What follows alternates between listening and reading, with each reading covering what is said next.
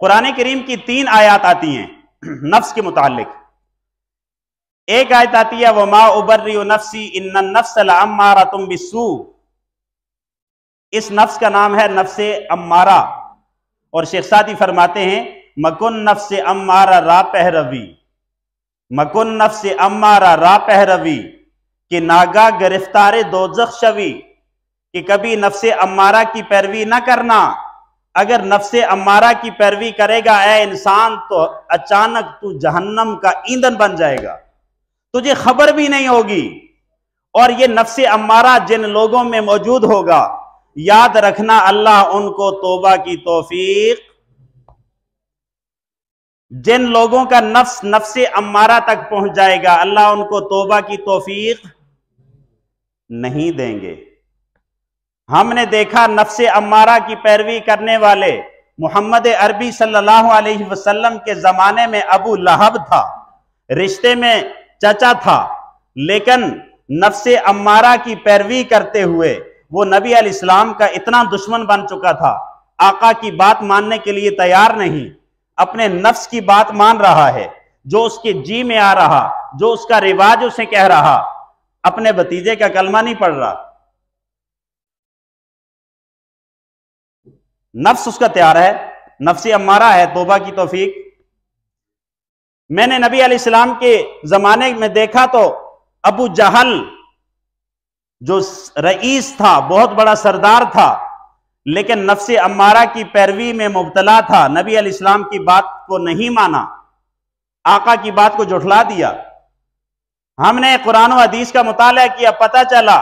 کہ آقا کی زبان پر،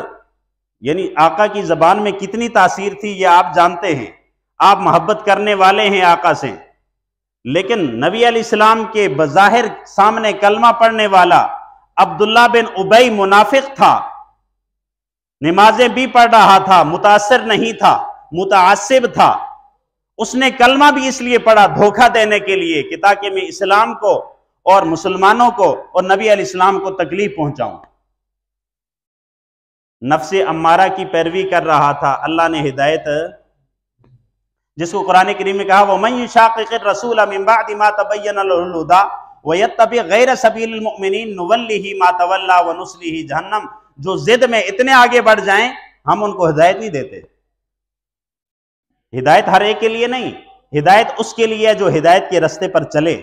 ہدایت اس کے لیے ہے جو ہدایت کی راہ پر آنے کے لیے کسی سے رہنمائی حاصل کرے۔ اللہ ہر ایک کو ہدایت نہیں دیتے، ہدایت اس کو دیتے ہیں جو نفس امارہ میں مبتلا نہ ہو۔ لیکن جب آدمی اتنا زیادہ آگے چلا جاتا ہے، تعصب میں اور غلو میں دین کا دشمن بنتا ہے، تو پھر اللہ اسے توفیق ہے۔ تو اس کو قرآن نے کہا وَمَا أُبَرِّئُ نَفْسِي إِنَّ النَّفْسَ لَأَمَّارَةٌ بِالسُّوءِ، یہ نفس امارہ ہے، اس کے لیے ہدایت نہیں ہے۔ نمبر 2، نفس لوامہ، یہ وہ نفس ہے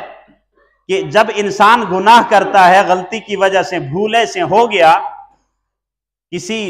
عالم کی تقریر سنی، کسی نیک آدمی کی صحبت میں پاس بیٹھا اور دل میں آیا کہ میں نے یہ غلط کیا ہے، تو لہٰذا میں اللہ کے حضور معافی مانگتا ہوں، دل میں خیال آیا، نادم ہوا،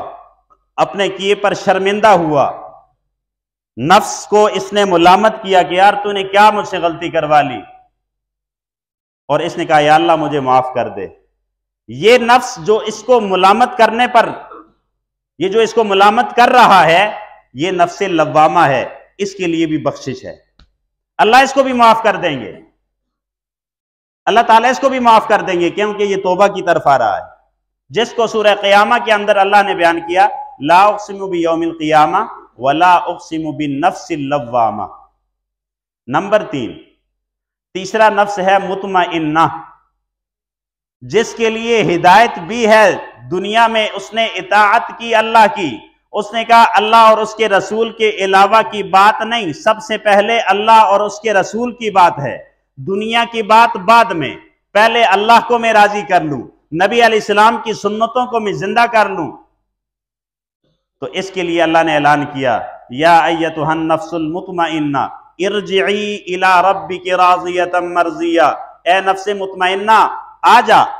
ارجعی الی ربک، اپنے رب کی طرف لوٹ جا، کس حال میں؟ اس حال میں کہ تو اللہ سے راضی ہے، اللہ تجھ سے راضی ہے، تو مطمئن ہے، تجھے کسی قسم کی پریشانی نہیں۔ الا ان اولیاء اللہ لا خوف علیہم ولا هم یحزنون، یہ نفس اللہ کے نیک بندوں کا ہے، اللہ کے نیک ولی نیک بندوں کا ہے، یہ مطمئن ہے، دنیا کے اندر عبادت کرتے ہوئے پرسکون ہے، اللہ کی اطاعت کرتے ہوئے بالکل مطمئن ہے، اور جب یہ دنیا سے جائے گا یہ بھی خوش ہے، اس لیے کہ آخرت کی تیاری کر کے جا رہا ہے، یہ مطمئن ہے، اسے کسی قسم کی پریشانی